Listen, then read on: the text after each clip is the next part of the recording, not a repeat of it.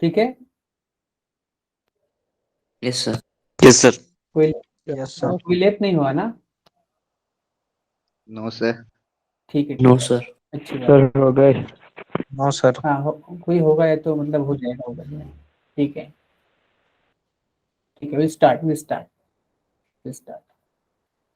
सो बच्चों, हम लोगों ने काफी सारा इंट्रोडक्शन करवा लिया है, एक दूसरे को काफी पहचान चुके हो।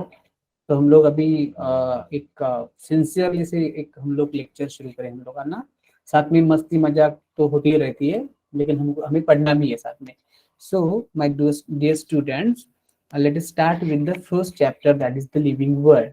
तो मुझे थोड़ा सा बोल देंगे कोई भी बच्चा कि हम लोगों ने कल क्या कुछ पढ़ा था क्या? कुछ को रिमेम्बर है? किसको याद है कुछ? whether whatever we have studied last day, yesterday night, yes sir. क्या पढ़ा था? क्या पढ़ा? Yes sir. यस क्या पढ़ा सर। था? बायोलॉजी और सर हमें मैथ के बारे में बताया था। एक मैंने क्या बोला, कोई सर वो पढ़ा किसी था। को एक को हैंड रेज करके बोलना है ना, जिसको बोलना है हैंड रेज करके बोलना है।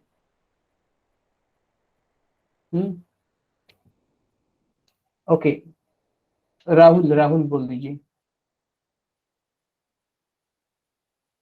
हमने राहुल सैंडविच के बोलिए। बारे में पढ़ा था, आंसर वो जो ट्रिपल का पॉइंट ऑफ हाँ डाइवर्सिटी। एग्जैक्टली, हम लोग डाइवर्सिटी। साइंटिस्ट के हाँ बारे में जी। हम लोग ने पढ़ा था, राइट ना? Yes sir. इनके बारे में हमने पढ़ा था ना। Yes sir. यस। ओके, उन आपको दिख रहा है ना स्क्रीन पे, जो भी दिख रहा है ना आपको? Yes sir. Yes sir. Now mute. Yes sir. Yes, now mute your mic. Let us have attention here. So yesterday we have started with the diversity in the living world. So we have so many different types of living organism all around us.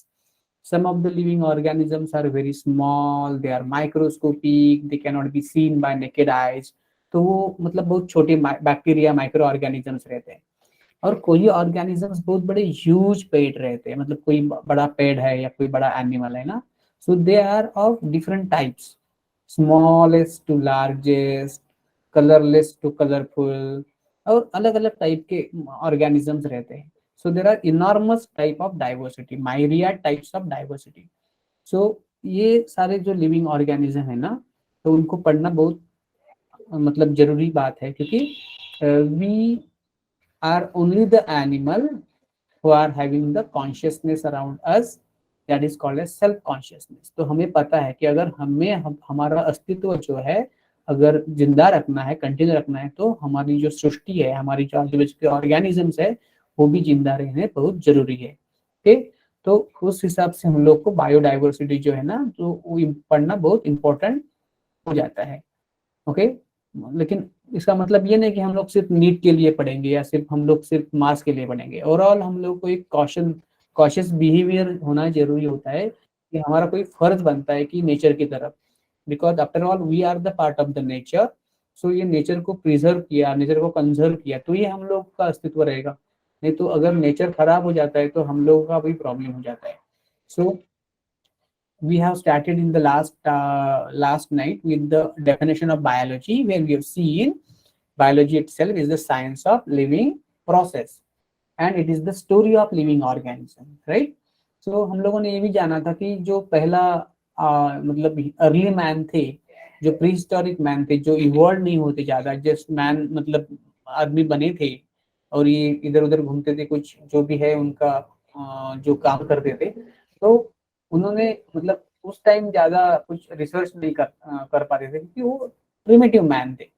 तो वो सोचते थे कि हमारे आजू बाजू में जो घटनाएं घट रही है, जैसे कि बारिश हो रही है, जैसे कि हवा आ रही है, जैसे कि पानी बहता है, जैसे कि आग आग रहती है, तो इस चीज का उनको बहुत ये लगा, शॉकिंग मतलब लगा।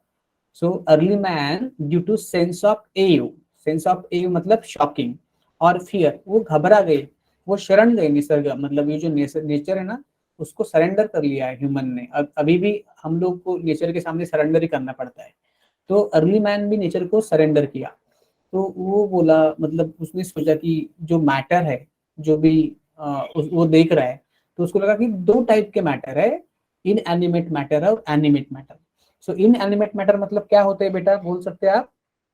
Wind, sea, fire, Non-living. Non living, very good, non living. Non-living. क्या होता है ये? Non-living. Non-living. नॉन लिविंग होता है, right? It is a non living, Non-living. Right, non living. और उसमें क्या क्या आता है कि फायर आ गया, मतलब आग आ गई, हवा आया, पानी आया, आकाश आया, ये सब चीजें वो नॉन लिविंग में आती है ना। तो उसको उसने इन एलिमेंट में रख दिया। और जो भी लगा कि जो चीज ग्रो हो रही है, जो चीज बढ़ रही है, और उसको लगा कि प्लांट है, एनिमल है, तो उसने उसको लिविंग में रख दिया। ओके, लिविंग में रख दिया। तो एनिमेट मतलब लिविंग, राइट? जैसे कि उसको माइक्रो Yes, sir. ऑर्गेनिजम्स वगैरह पता नहीं थे, लेकिन Yes, sir. उसको तो प्लांट, पौधे और एनिमल्स वो तो पता थे ना। तो उसके हिसाब से उसने अपना क्लासिफिकेशन किया। अभी इसमें क्या है कि इसमें आप कंफ्यूज मत हो, ये this is not the classification of the living organism. Living organism की क्लासिफिकेशन की शुरुआत क्यों हुई, इसका अलग बात है। और ये मैटर का क्लासिफिकेशन है। मतलब दो चीजें हैं अभी ये इस चैप्टर में ना, दो ऐसी चीजें होती है कि जहाँ पे आप अटक जाते हो। सिंपल सी चीज है, लेकिन आपको मतलब अच्छी तरह से समझना चाहिए। ये हम लोग क्लासिफिकेशन देख रहे हो, मैटर का क्लासिफिकेशन है। मतलब जो भी सब चीजें देख रहे हैं ह्यूमन पहले पहले टाइम से, कि ये बाबा लिविंग है, ये नॉन लिविंग है, तो उस हिसाब से वो क्लासिफिकेशन है। तो कभी कभी हम लोग गलती करते हैं कि इसको हम लोग मानते हैं कि लिविंग ऑर्गेनिज्म का classification.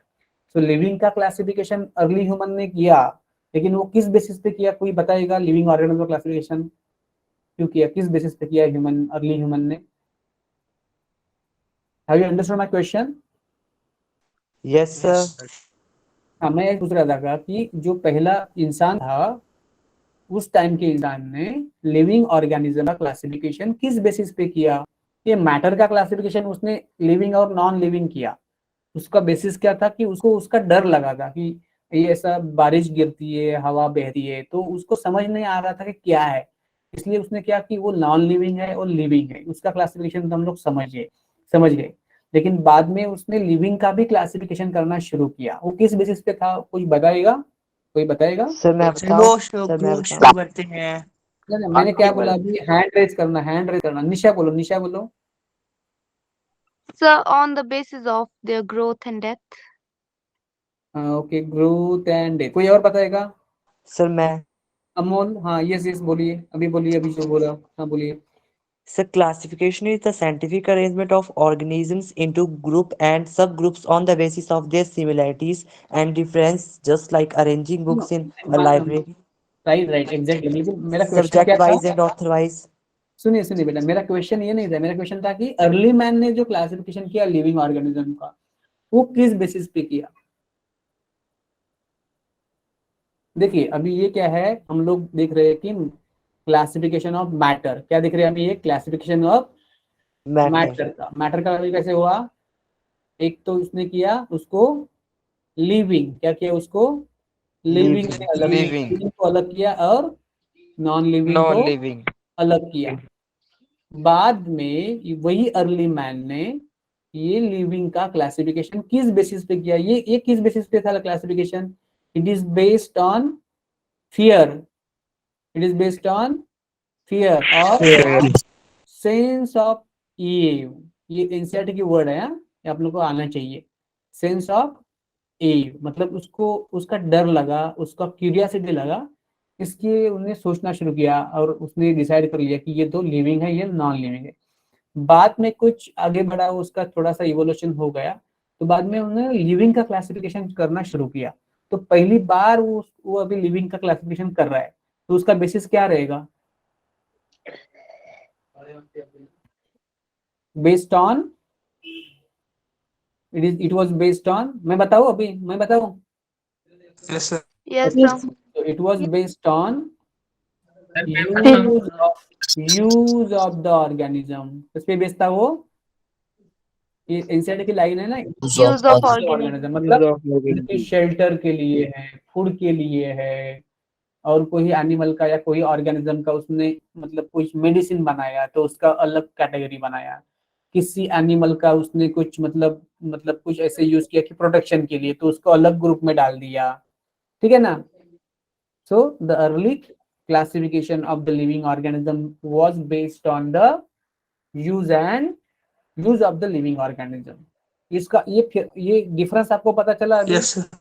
Yes, sir. Yes, sir. Yes, sir. ध्यान, तो थम्स अप कर दो, थम्स अप कर दो, बोलो मत अभी, थम्स अप कर दो अगर आपको मतलब समझ में आई, ये पॉइंट क्लियर हो गया तो।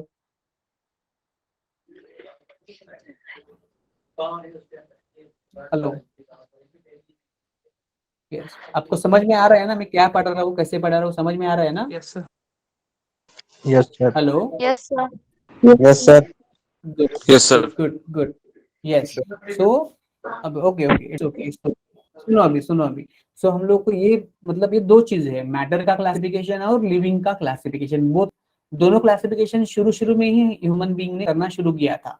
वो मच साइंटिफिक नहीं था, जितना उसको पहचान मतलब जितना उसका अनुभव था, जितना उसका मतलब एक्सपीरियंस था, उसके हिसाब से वो कर रहा था।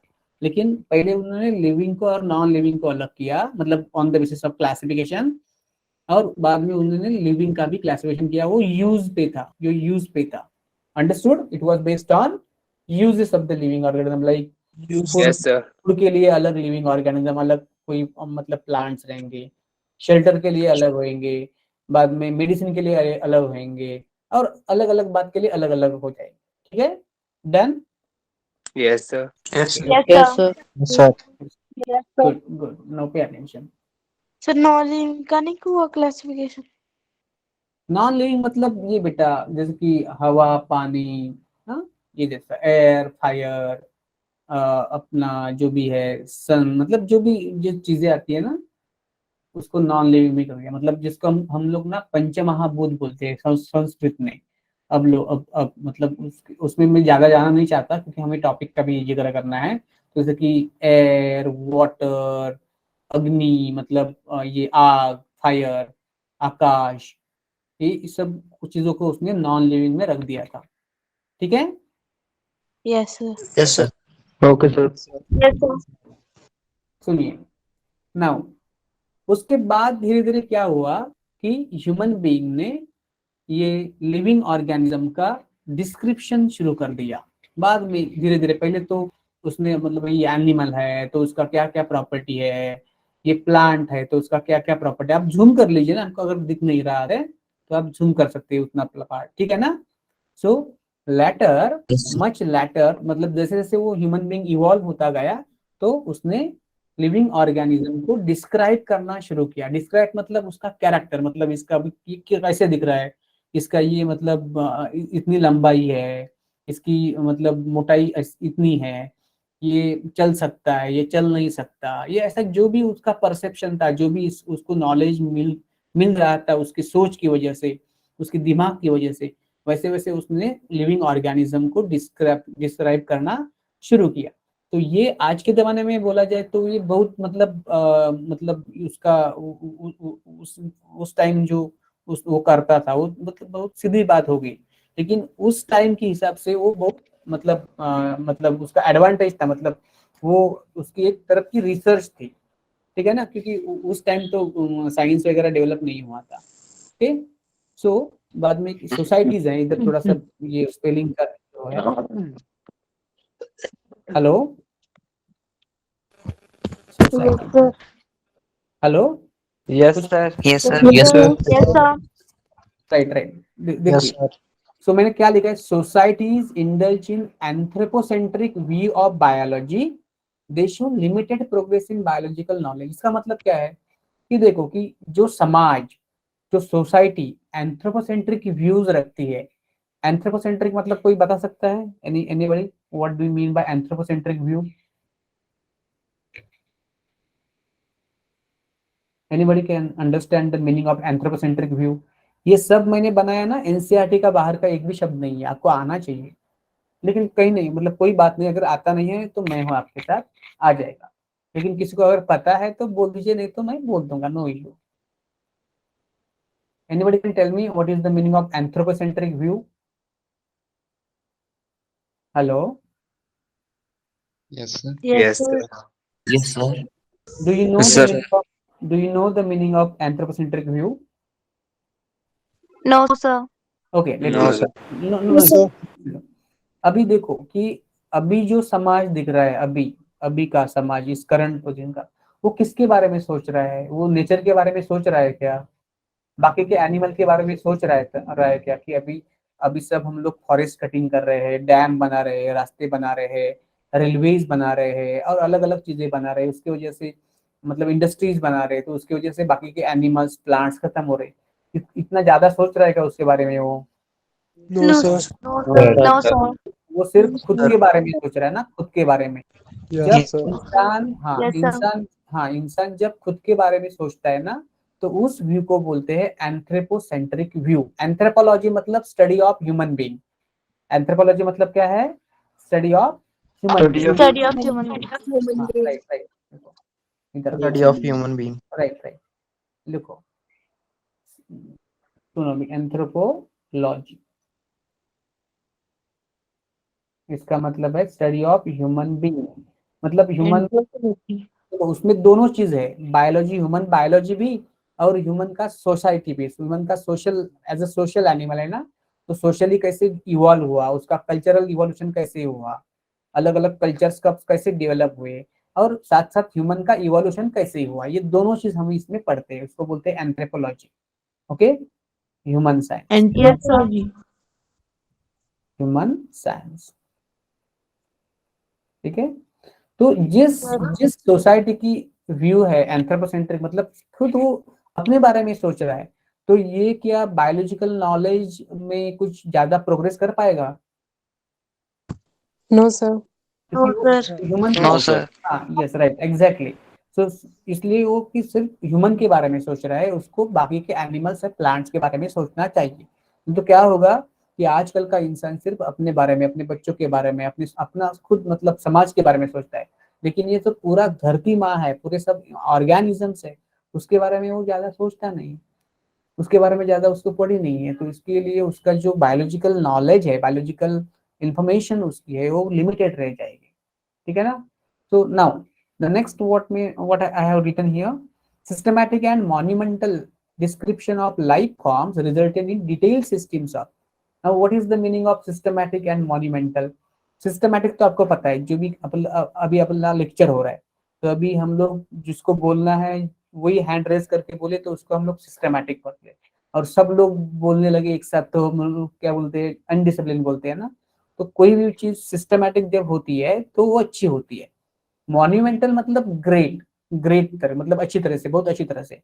तो धीरे धीरे ये इंसान इवॉल्व होता गया, उसने सिस्टमैटिक और ग्रेट मतलब डेप्थ में डिस्क्राइब करना शुरू किया लिविंग ऑर्गेनिज्म की को, और उससे क्या क्या चीज सामने आई? उसके सामने आया identification, second nomenclature, and third classification. Third classification, इधर इधर एक्चुअली इधर आना चाहिए था वो, इसको थर्ड क्लासिफिकेशन। ओके, सो जैसे ही इंसान ने धीरे धीरे नेचर के बारे में सोचना शुरू किया, तो उसको ज्यादा से ज्यादा इंफॉर्मेशन मिलती गई। उसने ग्रेट तरीके से, बहुत काफी अच्छी तरीके से, सिस्टमैटिक तरीके से लिविंग ऑर्गेनिज्म को डिस्क्राइब करना शुरू किया, और उसकी वजह से ये आइडेंटिफिकेशन और नोमेनक्लेचर और क्लासिफिकेशन की शुरुआत हो गई। ये क्लासिफिकेशन की क्या हो गई? शुरुआत हो गई, शुरुआत। ठीक है। तो आपका सुनिए, तो अभी इसका मतलब क्या है कि पहले ह्यूमन ने नेचर को पढ़ा, मतलब पढ़ना शुरू किया, नेचर को लर्न करना शुरू किया, ऑब्जर्व करना शुरू किया, तो उसका लगा कि लिविंग और नॉन लिविंग अलग है। बाद में उसने नॉन लिविंग को मतलब समझना शुरू किया, तो उसने बोला कि फायर, आकाश, हवा, पानी, ये सब नॉन लिविंग है, एनिमल, प्लांट सब लिविंग है। बाद में उसने ज्यादा से ज्यादा ऑर्गेनिज्म के बारे में, लिविंग ऑर्गेनिज्म के बारे में सोचना शुरू किया, तो बाद में उसको लगा कि उसका भी क्लासिफिकेशन जो है वो शुरू में उसने यूज भी किया कि ये ऑर्गेनिज्म का हम लोग ये यूज कर सकते हैं, तो इसका ये कैटेगरी हुआ। अगर इसका ये जो, अगर ये ज्यादा यूज वाली नहीं है तो उसका अलग कैटेगरी हुआ। इसका मेडिसिन में यूज है तो उसका अलग कैटेगरी हुआ। उसका शेल्टर में यूज है तो उसका अलग कैटेगरी हुआ। उसका फूड में यूज है तो उसका अलग कैटेगरी हुआ। तो धीरे धीरे इंसान का नॉलेज बढ़ता गया, इंसान का नॉलेज बढ़ता गया, और उसने ज्यादा से ज्यादा सिस्टमैटिक और ग्रेट तरीके से, मॉन्यूमेंटल तरीके से लिविंग ऑर्गेनिज्म का कैरेक्टर्स को डिस्क्राइब करना शुरू किया।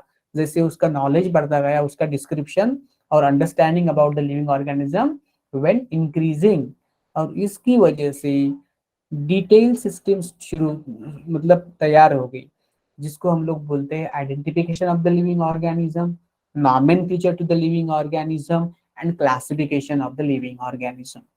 सो आपको समझ में आ रहा है बेटा जी सबको? Yes, Yes, sir. sir.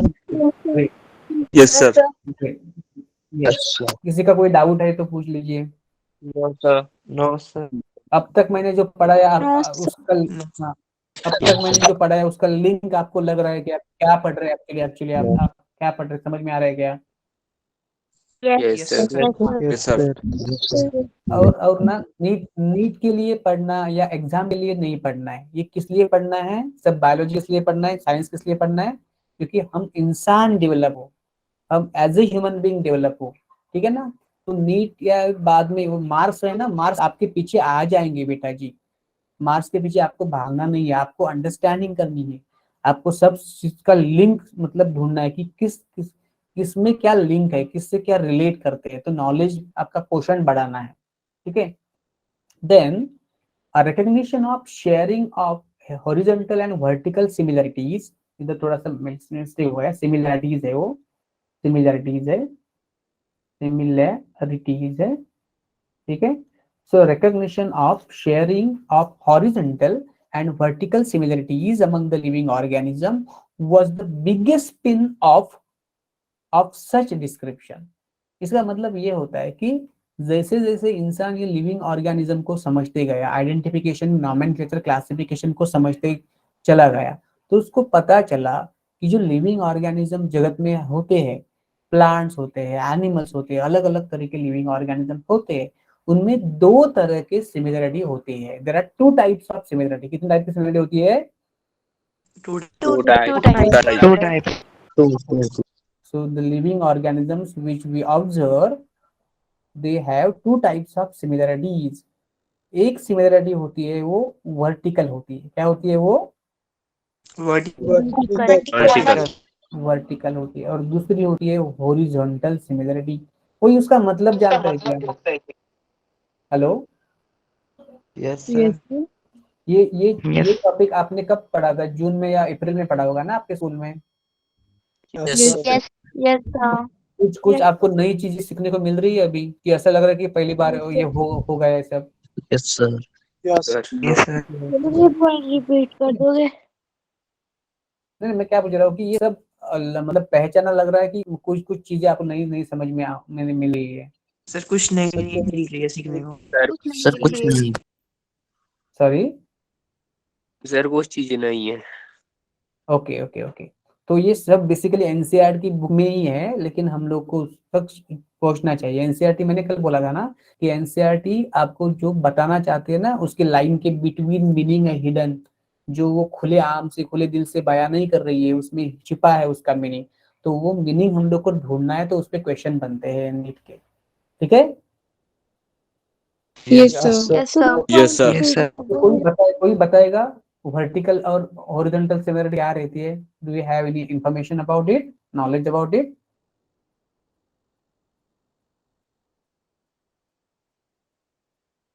Yes, hello. Sir ये पॉइंट रिपीट कर दोगे? देखो कि जो लिविंग ऑर्गेनिज्म है ना, उनमें दो तरह की सिमिलरिटी होती है। एक को बोलते हैं वर्टिकल सिमिलरिटी और दूसरे को बोलते हैं horizontal similarity. Done? Yes, sir.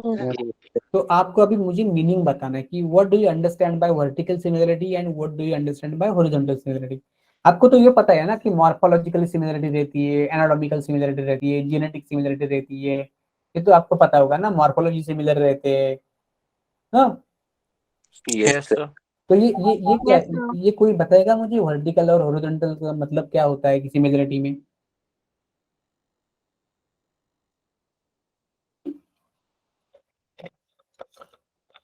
Let me explain. सुनिए, वर्टिकल मतलब क्या? देखो कि आप जो है ना, आप तो आप अपने पिताजी माताजी के मतलब तरह कुछ कुछ मतलब सिमिलर है, right? Yes, sir. Yes, sir. आपके, हाँ, आपके माता पिताजी उनके माता पिताजी पे गए होंगे, तो we are sharing the similarity from our ancestor, मतलब ये जनरेशन, नेक्स्ट जनरेशन, उनके नेक्स्ट जनरेशन, तो वो जनरेशन जनरेशन जनरेशन जाता रहेगा, तो उनमें से उनके माता पिता और उनके बच्चों में सिमिलरिटी होती रहेगी, ठीक है ना? तो उसको बोलते हैं वर्टिकल सिमिलरिटी। क्या बोलते हैं उसको? क्या बोलते हैं उसको? Vertical okay, so that, yes. और हॉरिजॉन्टल मतलब क्या? बोलो, सॉरी, सुनो अभी। देखो, ये अभी ए स्पीसीज है ना, ए ऑर्गेनिज्म, ठीक है? ए ऑर्गेनिज्म, उसके बच्चे हो गए, हाँ, A1 A2, ठीक है? तो A1 A2 एक दूसरे से भी सिमिलर है, और अपने पापा जी से भी या माता पिता से भी सिमिलर है, ठीक है? तो ये जो सिमिलरिटी है ना, Yes, sir. हाँ, ये जो सिमिलरिटी है ना between A1 and A and A2 and A, उसको बोलते हैं हम लोग वर्टिकल सिमिलरिटी। उसको क्या बोलते हैं हम लोग? Vertical. अभी देखो, अभी ये A1 और A2 का क्या है? ये एक दूसरे को माता पिता है क्या? ये नहीं है ना, ये एक दूसरे के क्या है? भाई बहन है ना? Yes Yes, sir. यस हाँ, सर तो उनमें कुछ सिमिलरिटी होती है कि नहीं होती? Sir, होती है. होती है सर Yes, हाँ, sir. उसको क्या बोलेंगे? Horizontal. हॉरिजॉन्टल अभी देखो, उसका रीजन क्या है कि ये जो वर्टिकल सिमिलरिटी है ना पेरेंट्स और उसके बच्चों में, वो किसकी वजह से है? कि पेरेंट्स ने अपना जीन्स जो है ना, वो जीन्स क्या किया? पास किया, किसको? A1 को और A2 को। A2 को. A1 and A2 they received their genes from their parents, and that's why they are similar to their parents. That's why they are called, this is called as vertical similarity. A1 और A2 की अगर अब हम लोग बात करें, A1 और A2 की, तो A1 और A2 में आपस में जेनेटिक एक्सचेंज हुआ है क्या? नो सर A1 ने अपना जीन्स A2 No, को, या sir. A2 ने अपना जीन्स A1 को दिया है क्या? नहीं दिया है ना? No, sir. तो भी ये No, sir. सिमिलर है, तो भी ये सिमिलर क्यों है? क्योंकि दोनों जिस जिस दोनों एक जीन्स, ही मम्मी हाँ पापा हाँ, के एक, दोनों एक हाँ, ही parents. मतलब दोनों ने जो जीन्स एक्वायर किए हैं वो एक ही पेरेंट के हैं, इसलिए इन्होंने अपना जीन्स एक्सचेंज नहीं किया, तो भी उसमें क्या है? हॉरिजॉन्टल सिमिलरिटी रहती है। Have you understood this point? Yes sir Yes, sir. Yes, sir. Yes. तो ये मेरी जो छोटे छोटे शॉर्ट पॉइंट्स में नोट्स रहते हैं ना, वो आपको कैसे लग रहे हैं बेटा? Sir, ये अच्छे हैं. Sir, अच्छे. Yes, sir. यूजफुल है, यूजफुल है, मतलब देखो, मैंने पूरा सेंटेंस नहीं लिखा कि A gives its genes to A1 A2, A1 A2 do not give genes to each other, but they receive the genes from their parents. तो इतना लिखने के वजूद मैंने क्या किया कि ये शॉर्ट में रख दिया कि आप इसकी इसी शॉर्ट मतलब ये मतलब चित्र से आप लोग समझ जाओ कि क्या है एक्चुअली वो, तो आपको समझ में आ जाएगा ना ऐसा, इस तरह के notes. Yes sir Yes, sir. Yes, sir. सर, Yes, sir. Yes sir okay, very good, very good, very good. सुनिए, तो उसमें बात करने गया कि human understood that all present day living organisms are related to each other. मैंने line break किया, मतलब मैं ना इसमें ग्रामेटिकल सेंस नहीं रख रहा हूँ कि इज, वेयर, व्हाट, ऐसा मतलब नहीं रख रहा हूँ, तो मैं शॉर्ट शॉर्ट में लिख रहा हूँ, लाइन को ब्रेक करके लिख रहा हूँ, ठीक है? तो आपको उसका मतलब बीच का आप समझ जा Yes, सकते हो कि sir. इसका मतलब क्या है। Human understood that all present day living organisms are related to each other. उसका मतलब क्या है कि ह्यूमन बाद में समझने लगा, जैसे जैसे आगे गया उसको हॉरिजॉन्टल और वर्टिकल सिमिलरिटी समझ में आ रही थी, तो बाद में उसने रियलाइज क्या किया कि जो अभी के अलग अलग ऑर्गेनिजम्स है, चाहे वो प्लांट हो, एनिमल्स हो, देखो एनिमल और प्लांट में बहुत फर्क होता है, ह्यूमन में और प्लांट में बहुत फर्क होता है, बैक्टीरिया और एनिमल में Yes, बहुत sir. फर्क होता है, लेकिन वो सब डिफरेंस होने के बावजूद सब जो लिविंग ऑर्गेनिज्म है वो एक दूसरे से क्या है? रिलेटेड टू है, एक दूसरे से क्या है? वो रिलेटेड है, राइट ना? सो ये बात, ये ह्यूमन बीइंग को, अर्ली ह्यूमन बीइंग को हम्बल कर गई। उसको लगा कि अगर सब लिविंग ऑर्गेनिज्म एक दूसरे से रिलेटेड हो, चाहे वो ह्यूमन हो, चाहे वो जानवर हो, चाहे वो इंसान हो, चाहे वो प्लांट्स हो, चाहे बैक्टीरिया हो, सब हो, कोई भी लिविंग ऑर्गेनिज्म हो, वो ह्यूमन से और बाकी एक दूसरे से क्या है, इंटर रिलेटेड है। ओके, इसका मतलब है कि हम लोगों को और उनका कोई ना कोई रिश्ता है। जिस धरती पे हम लोग पैदा हुए हैं उस धरती पे वो भी पैदा हुए हैं, और हमारे बीच में काफी सिमिलरिटी है, डिफरेंस भी है लेकिन काफी सिमिलरिटी है। तो इसका मतलब अगर देखो कि आप अगर सपोज यूएस जाओगे ना, यूएस जाओगे, तो अगर सपोज आप अभी कौन देख रहा है मेरे सामने, कोई भी एक स्टूडेंट का मतलब मैं नाम लेता हूँ, ऐसा समझ जाना कि वो अब यूएस गया, ठीक है ना। आदर्श का बात करो, पहला नाम आ रहा है वो आदर्श, सपोज यूएस गया, तो आदर्श को यूएस में न्यूयॉर्क के एक प्लेटफॉर्म में उसको एक मतलब एक इंसान दिखा, वो उसको लगा कि इंडिया का है। उसने आदर्श ने उसको बोलना शुरू किया कि ये अभी where are you from and all, तो उसने बोला कि I am from India and I am from Himachal Pradesh. तो उसको कैसा लगेगा आदर्श आपको?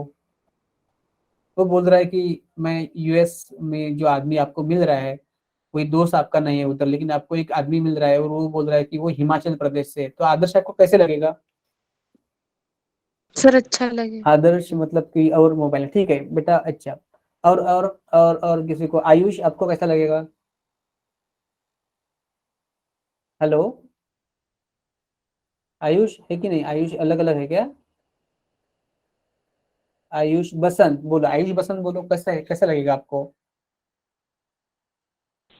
अच्छा। अच्छा लगेगा, सिर्फ एक ही अच्छा लगेगा। ठीक है। और रिलेशनशिप। मतलब आपको आनंद हो जाएगा ना कि मेरा कोई रिश्तेदार मिल गया है ना, मेरे गांव का, मेरे मतलब मेरे राज्य का। मतलब अगर आप सपोज दूसरे कंट्री में जाते हैं तो अपने कंट्री का मिले ना तो भी अच्छा रहता है। अगर दूसरे डिस्ट्रिक्ट में जाते हो तो अपने डिस्ट्रिक्ट का मिला ना तो अच्छा रहता है। दूसरे गांव में जाओ, अपने गांव का मिला ना तो भी अच्छा रहता है। दूसरे के मतलब सोसाइटी में जाओ ना तो अपना उसमें से अगर हमारे मोहल्ले का कोई रह रहा है ना तो अच्छा रहेगा, लगता है लगाव रहता है। तो ये ह्यूमन बीइंग जो है ना उसको पता चला कि चाहे ना चाहे सब लिविंग ऑर्गेनिज्म एक दूसरे से मिलजुल मतलब उसमें कई कैरेक्टर्स वो सिमिलर है।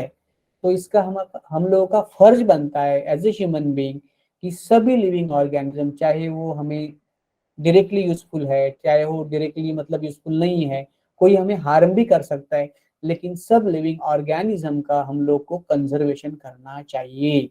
Okay, so human understood that all presently living organisms are related to each other, which humbled him and that led to cultural movements for conservation of the biodiversity. तो आपको समझ आ रहा है मैं क्या पढ़ा रहा हूँ अभी, क्या मतलब है इस सबका? Yes sir. यस तो सर। ओके, लिंक पता चला ना? अब एकदम शॉर्ट में बोलता हूँ, अभी तक मैंने क्या बोला।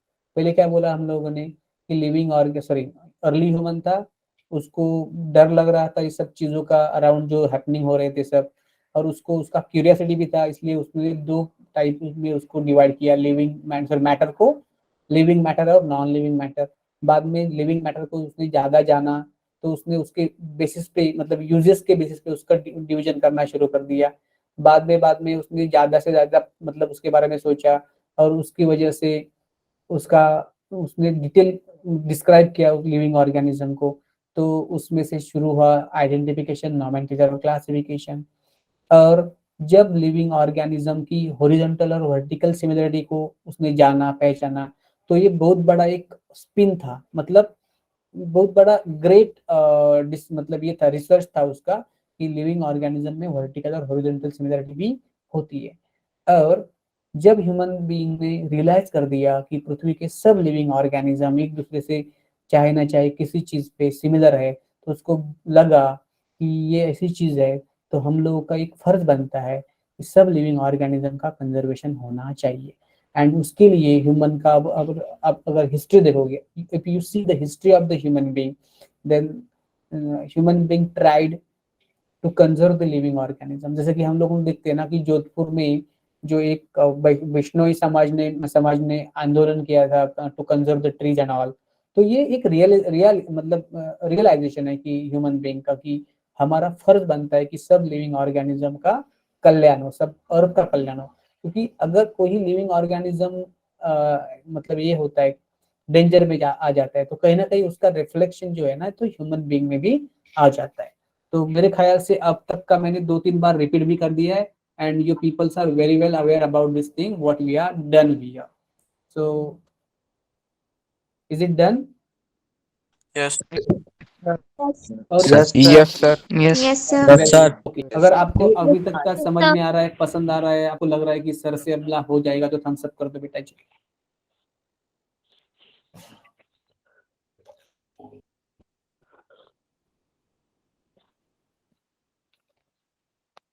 अभी तक का पढ़ाई आपका इधर ही खत्म होना चाहिए। मैं क्या सोच रहा हूँ देखो कि Excuse me, sir. हाँ बोलिए ना बेटा। Sir, horizontal and vertical similarities वो समझा दो फिर से। हाँ देखो, डेफिनेटली डेफिनेटली यस, लेकिन मुझे एक मतलब ये तो मैं समझा दूंगा, 1 मिनट में बात कर रहा हूँ कि क्या बोल रहा था मैं कि आपका जो 99% पढ़ाई है ना वो लेक्चर में ही होना चाहिए। बाद में आप उसको रिवाइज करो कई बार तो का पक्का हो जाएगा, मेमोराइज हो जाएगा। लेकिन जो अंडरस्टैंडिंग है ना, अंडरस्टैंडिंग को 100%, 99 नहीं, 101% लेक्चर में ही खत्म होना चाहिए। और हो सके तो उसको आपके फिंगर टिप पे लाने की मैं कोशिश कर लूंगा। You are getting this thing? Yes, sir. Yes, sir. Yes. Yes, sir. Yes, sir. ठीक है, let me clear the what is the meaning of horizontal and vertical similarity. तो जो आपने पढ़ाया है उसके नोट्स भेज दोगे? एग्जैक्टली भेज दूंगा भाई। अभी मैं बेटा मैं व्हाट्सएप ग्रुप पे हूँ ना, मैं भी ऐड हूँ आपके व्हाट्सएप ग्रुप पे। आपके व्हाट्सएप ग्रुप का नाम क्या है? नीट 6 है या नीट 5 है? सर 6। हाँ हाँ, तो उस ग्रुप में हाँ, जैसे भी मेरा लेक्चर ना तो कल जितना भी स्लाइड ना अगर रोज होता है ना तो रोज का रोज मैं उस पर भेजूंगा, ठीक है? Yes, sir. हाँ और हाँ यस डेफिनेटली। सर हमारा 6 है। हाँ 6 है आपका? Yes, sir. Yes, हाँ sir. 6, क्योंकि मेरे पास 2 बैचेस है, 5 और 6, राइट। 9 बजे 6 होता है, वेनसडे थर्सडे और सैटरडे, और 10 बजे वो 5 होता है बैच। और आपका मंडे ट्यूसडे और वेनसडे शायद आपका 9 बजे रहेगा ना लेक्चर, सॉरी 10 बजे रहेगा लेक्चर शायद। Will see that, no no issue. देखो हॉरिजॉन्टल और वर्टिकल सिमिलरिटी, ये देखो मैंने क्या किया, एक ऑर्गेनिज्म है ए ने जो लिविंग मतलब आपका रिप्रोडक्शन किया खुद का, और 2 बच्चों को जन्म दिया, A1 और A2। तो A1 A2 जो दोनों बच्चे हैं मतलब प्रोजिनी है ए के, तो A1 एंड A2 ने अपना जीन्स जो है वो पेरेंट से रिसीव किया। इसकी वजह से A1 is similar to A and A2 is similar to A। मतलब जो भी प्रोजेनी है they are similar to their parents because they receive their genes from their parents.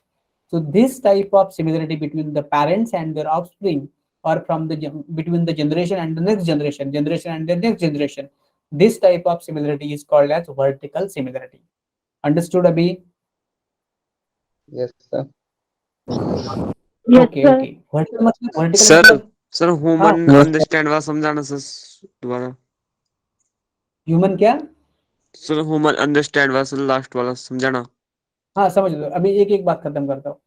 और हॉरिजॉन्टल मतलब क्या कि ये आपस के भाई बहन है या भाई भाई है या चचेरे बचेरे, मतलब ऐसे ही है जिन्होंने जेनेटिक एक्सचेंज नहीं किया है, जीन्स शेयर मतलब एक्सचेंज नहीं किए, लेकिन सिंस ये सब बच्चों ने अपने जीन्स अपने पेरेंट्स से लिए हैं, इसकी वजह से ये एक दूसरे से सिमिलर है। तो जेनेटिक एक्सचेंज नहीं भी किया तो भी वो सिमिलर है, क्योंकि they have received the genes from the common parent, and that's why they are similar to their parents, that is called as vertical similarity, and they are similar to their each other, that is called as horizontal similarity. Done? yes. Yes, sir. हाँ Yes, ये sir. हाँ ये last वाला चाहिए ना, विमल understood क्या, ये चाहिए ना आपको? Yes, sir. हाँ तो Yes, अभी sir. ह्यूमन बीइंग ने क्या रियलाइज किया बाद में कि जो धरती पे अलग अलग टाइप के लिविंग ऑर्गेनिज्म है ना, मतलब बैक्टीरिया है, प्लांट है, एनिमल है, मतलब अलग अलग लिविंग ऑर्गेनिज्म है, तो ये एक दूसरे से हॉरिजॉन्टली या वर्टिकली सिमिलर हो जाते हैं, राइट? कुछ ना कुछ चीज उसमें Yes, sir. सिमिलर है। फॉर एग्जाम्पल हम लोग ह्यूमन बीइंग और जो अमीबा है या बैक्टीरिया, उसमें क्या सिमिलरिटी आप बोल सकते हो? Can you tell me what is the similarity between human being and the bacteria या अमीबा? सर अमीबा से ना सर They have अमीबा अपने आप ही सर वो कर देता है, अपने बच्चे पैदा कर देता है सर अमीबा। ओके, वो तो हर लिविंग ऑर्गेनिज्म कर देता है ना। सर सर वो दोनों hit okay okay, very good. जैसे कि कोई भी लिविंग ऑर्गेनिज्म अपने बच्चे पैदा पैदा करता है, उसी तरह अमीबा और ह्यूमन करता है, वो सिमिलरिटी होगी। Very good, very good. तो पहले तो एक सिमिलरिटी ये है कि अमीबा लिविंग ऑर्गेनिज्म है और ह्यूमन भी लिविंग ऑर्गेनिज्म है, ये पहली सिमिलरिटी होगी ना। सोचो yes sir. Yes, क्या sir. होता है ना, आंसर जो होता है ना वो बहुत सिंपल रहता है, लेकिन हम लोग को लगता है कि ये तो मतलब बहुत कोई फिलोसॉफिकल थिंकिंग करना पड़ता है। ऐसा नहीं है, हमारे आसपास ही आंसर रहता है। तो एकदम सिंपलेस्ट सिमिलरिटी क्या है कि human and amoeba both are living. So human भी सेल से बना है, अमीबा भी सेल से बना है। अभी मैं बोलता हूँ डायरेक्टली क्या है सिमिलरिटी। अमीबा एक सेल से बना होता है, राइट। सर यस सर हम sir. भी हम Yes, भी sir. हम हाँ, Yes. यस यस लिसन, हम भी हमारा लाइफ सिंगल सेल से ही शुरू करते हैं ना, as a zygote. Yes, sir. Yes, sir. Yes, sir. Okay, So it does mean कि ह्यूमन ने ये रियलाइज किया कि सब लिविंग ऑर्गेनिज्म किसी ना किसी लेवल पर मोर और लेस सिमिलर है, कोई कोई ज्यादा सिमिलर है, कोई कोई लेस सिमिलर है। तो इसका मतलब है कि वो हमारा एक तरह का रिश्तेदार है। तो मैंने एक एग्जांपल दिया, आप अगर यूएस चले जाएंगे, उधर आपको अपना रिश्तेदार मिल गया, तो आपको कितना सुकून लगेगा कि ये मेरे गांव का है, ये मेरे देश का है, ये मेरे बचपन का साथी है, या ये मेरे मतलब प्रदेश का है, हिमाचल प्रदेश का है। मतलब जो भी है, आपके आजू बाजू के लोग भी मिल गए ना, आप नेपाल के भी लोग मिल गए ना, तो आपको ऐसा लगेगा मेरे बाजू वाले भी कोई घर का आदमी मिल गया उधर जाके, यूएस जाके। तो ऐसा हो जाता है ना। तो जब ह्यूमन को लगता है कि ये मेरा रिलेटिव है, इसलिए क्योंकि मैंने और उसने कोई कैरेक्टर सिमिलर है, तो मेरा रिलेटिव हो जाता है इसकी तरह, इस एक वजह से। तो मैं उसका प्रोटेक्शन भी करना चाहूंगा ना। तो इसलिए ह्यूमन ने डिफरेंट डिफरेंट कल्चरल मूवमेंट्स किया। मतलब मतलब अलग अलग कल्चर ने कोई ना कोई मतलब ऐसा उपाय ढूंढा कि जो नेचर को, जंगल को, या जो भी नेचर है उसको वो कंजर्व कर सके। ठीक है, पता चला अभी। yes sir yes Yes, done sir. है, डन है। yes Yes, Yes, yes, good sir. Yes. Good good good. देखो, यस कोई कौन बोलना चाहते हो तो मेरे साथ भी बोल सकते हैं भैया, मैं भी आप आपका ही दोस्त हूँ। हाँ आवाज आवाज अटक रही है। Hello, yes, sir. Okay, no issue ना। Yes, sir.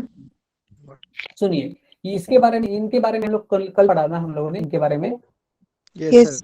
हाँ, रिपीट yes करना जरूरी है। अभी मैंने ट्रिपल क्राउन प्राइज लिख रहा है, लेकिन वो निश्चित नहीं है। आप सिर्फ इतना ही मतलब ध्यान में रखो, दैट इज इनफ। ये तो इतना जरूरी नहीं है, ये याद रखना, ठीक है, कि मैंने ऐसे लिख दिया इधर। सो दिस इज इम्पोर्टेंट कि उसने कंसेप्ट दिया था बायोलॉजिकल स्पीसीज का, और वो करंटली एक्सेप्टेड डेफिनेशन है, क्योंकि लिनस ने जो डेफिनेशन दिया था ना स्पीसीज का, मॉर्फो स्पीसीज, मॉर्फोलॉजिकल स्पीसीज, वो अभी एक्सेप्ट नहीं कर रहे साइंटिस्ट। वो बायोलॉजिकल स्पीसीज का डेफिनेशन एक्सेप्ट किया।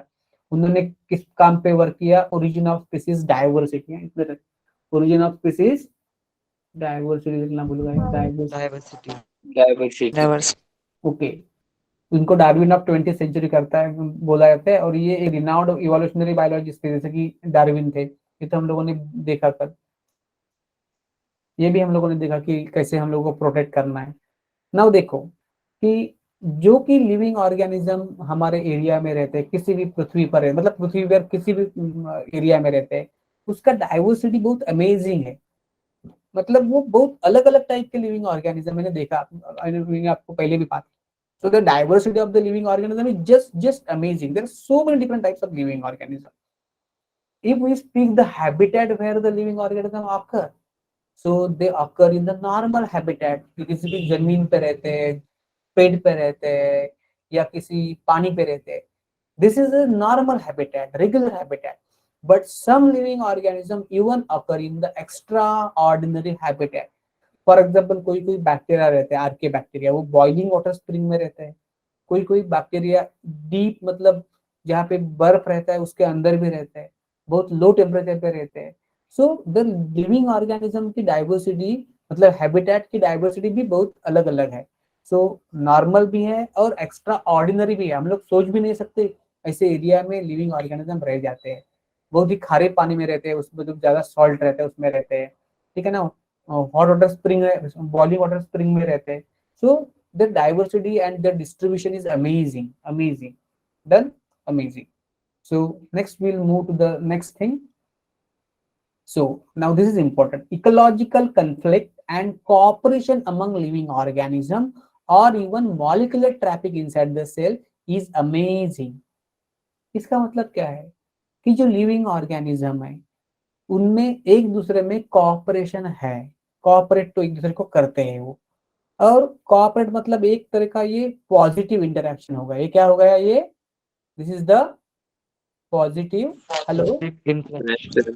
पॉजिटिव जो Interest. देखो ये कोऑपरेट करे ना जीने के लिए, जीवन जीवन जीने के लिए, तो उसको बोलते हैं पॉजिटिव इंटरेक्शन। और उनके बीच इकोलॉजिकल कंफ्लिक्ट भी है। ऐसा नहीं है कि वो दूसरे को पॉजिटिव ही करते हैं, एक दूसरे से निगेटिव इंटरेक्शन भी करते हैं, नेगेटिव इंटरेक्शन भी करते हैं। तो दोनों तरह के इंटरेक्शन है लिविंग ऑर्गेनिज्म के बीच। किसी के बीच पॉजिटिव है और कोई कोई के बीच नेगेटिव है। कंफ्लिक्ट मतलब जैसे झगड़ा, एक मान लो फॉर एग्जाम्पल कोई लिविंग ऑर्गेनिज्म किसी पर पैरासाइट है तो वो निगेटिव इंटरेक्शन में चला जाता है। कोई लिविंग ऑर्गेनिज्म किसी को एक्सप्लॉइट कर रहा है तो वो शिकार कर रहा है, प्रेडेशन कर रहा है, तो वो निगेटिव इंटरेक्शन है। और कोई किसी के साथ रह रहा है, जैसे कि लाइकेन आपने पढ़ा होगा ना, लाइकेन में अलगी और फंगाई रहते हैं, तो that is a type of cooperation और पॉजिटिव इंटरेक्शन, ठीक है ना, that is a positive interaction. So scientist जब सोचते हैं तो उनको लगता है कि अरे ये क्या है चीज नेचर में, कोई कोई लिविंग ऑर्गेनिज्म एक दूसरे की जरूरत रहती है, कोई कोई लिविंग ऑर्गेनिज्म एक दूसरे से निगेटिव इंटरेक्ट करते हैं। और that is a very big thing about the living organism. और उसने और देखा कि लिविंग ऑर्गेनिज्म की जो सेल है, तो सेल में भी वो जो मॉलिक्यूलर ट्रैफिक है, मतलब मॉलिक्यूल्स का जैसा मूवमेंट हो जाता है, मेटाबॉलिज्म हो जाता है, ये सब ना माइक्रोस्कोपिक लेवल से मतलब मैक्रोस्कोपिक लेवल तक सब जो थिंग है रिलेटेड टू लिविंग ऑर्गेनिज्म जो अमेजिंग है। और उसकी वजह से ह्यूमन बीइंग ने सोचना शुरू किया कि ऐसा क्यों है। तो उसको लगा कि ये व्हाट इज लाइफ, मतलब अगर लाइफ एक्चुअली क्या है। लिविंग ऑर्गेनिज्म एक दूसरे से कॉपरेशन भी कर रहे हैं, एक दूसरे से झगड़ा भी कर रहे हैं। लिविंग ऑर्गेनिज्म की सेल में भी तो कुछ अलग ही वर्ड है, अलग ही दुनिया है, उसमें कोई मॉलिक्यूलर ट्रैफिक है सेल का, मतलब मॉलिक्यूल्स का। तो एक लिविंग मतलब क्या है एक्चुअली उसको समझ नहीं आ रहा था एग्जैक्टली ह्यूमन बीइंग को, what is the meaning of living. तो उसने क्वेश्चन बना लिया अपने सामने कि लिविंग का एक्चुअली मतलब क्या है। तो व्हाट इंडीड इज लाइफ, ये जो क्वेश्चन है व्हाट इज लाइफ, उसमें दो सब क्वेश्चन छिपे होते हैं। एक तो क्वेश्चन है कि what is the life, what is the life, और उसमें हम लोग ये एक्सपेक्ट करते हैं कि लाइफ क्या है और नॉन लाइफ क्या है। उसमें हम living versus non living study करते हैं। और दूसरा एक क्वेश्चन होता है उसमें व्हाट इज लाइफ में कि what is the purpose of the life. मतलब पहला तो क्वेश्चन है व्हाट इज लाइफ, मतलब जीवन क्या है और ये नॉन लिविंग से अलग कैसे है। और दूसरा जो हो जाता है उसमें है कि जीवन का पर्पस क्या है, ये लाइफ का पर्पस क्या है। तो जो पहला क्वेश्चन है ना वो बायोलॉजिकल क्वेश्चन है, that is address in the branch of science called as biology. और जो दूसरा पर्पस है ना, दूसरा क्वेश्चन है ना what is the purpose of life, so this is the philosophical question, this is the philosophical question. So as a student of biology we will be focusing on the first question, we will not think about the this question. किसी को interest है as a philosophy में तो वो एक question के बापा मतलब क्वेश्चन को हल कर सकता है या उसको मतलब इस क्वेश्चन को सॉल्व कर सकता है। लेकिन अभी हम लोग जो बायोलॉजी पढ़ रहे हैं तो उसके लिए हम लोग को ये रिस्पॉन्सिबिलिटी है मोरल कि उसमें से हम लोग लाइफ एंड नॉन लाइफ के बारे में, लाइफ और नॉन लाइफ में क्या फर्क है ये हम लोग महसूस करिए, उसको समझ लीजिए। अंडरस्टैंड। मैं थोड़ा सा फास्ट बोल गया लेकिन आपको समझ में आया कि नहीं आया? Yes sir. Yes, sir. Sir. Yes, sir. तो इसका मतलब ये है कि लिविंग ऑर्गेनिज्म में जो अलग अलग तरह के रिलेशन है, इंटरैक्शन है, पॉजिटिव है, नेगेटिव है, उससे भी वो ह्यूमन बीइंग को अमेजिंग लगा। और मॉलिक्यूलर ट्रैफिक जो सेल में होता है वो भी अमेजिंग लगा। तो उसको समझ में नहीं आ रहा था कि एक्चुअली लाइफ लाइफ क्या है। ये मॉलिक्यूलर ट्रैफिक जो सेल के अंदर है वो लाइफ है, डीएनए आरएनए वाला वो लाइफ है, या इकोलॉजिकल में मतलब ब्रॉड सेंस में लिविंग ऑर्गेनिज्म एक दूसरे से जो इंटरेक्शन करते हैं वो लाइफ है। तो उसको एक चीज मतलब लगी कि लाइफ तो एक कोई मतलब छोटी चीज नहीं है। लाइफ मतलब व्हाट इज लाइफ, ऐसा अगर हम लोग सोचे तो उसमें बहुत बड़ी चीजें आती है।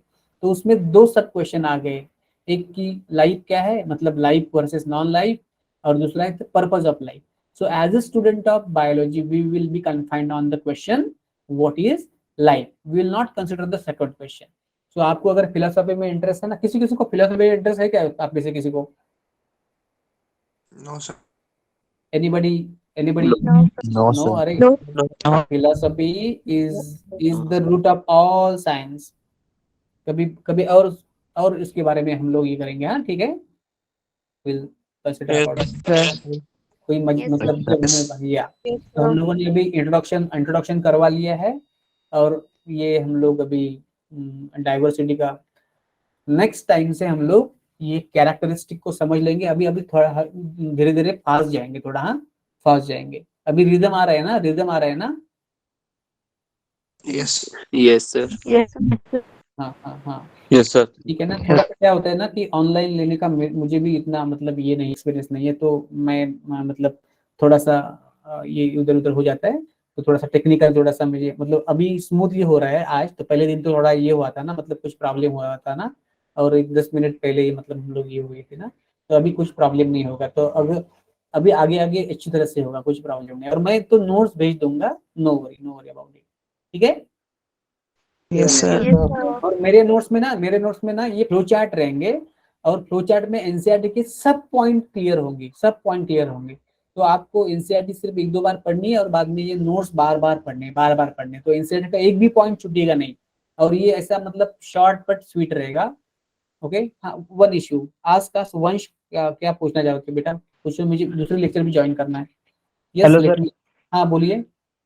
सर बार ना लीव हो रहा है सर। क्या मैं कौन लीव हो रहे हैं? आप लीव हो रहे हैं क्या? हाँ जी सर। आप ना एक काम करोगे, आलम सर है ना, उनको कांटेक्ट कर लो, वो आपको बता पाएंगे क्या टेक्निकल इशू है। सर बाद में तो हो रहा जा रहा है, पर सर हमारी कभी फिजिक्स क्लास left का हो रहा टाइम है। हो गया सर। हाँ बोलिए। हाँ हाँ मेरा भी लेक्चर का टाइम हो गया, तो हम लोग कल मिलते हैं। Good night, bye, Thank you, sir. Sir. ठीक है sir, good night sir, bye sir. Good night बेटा, गुड नाइट।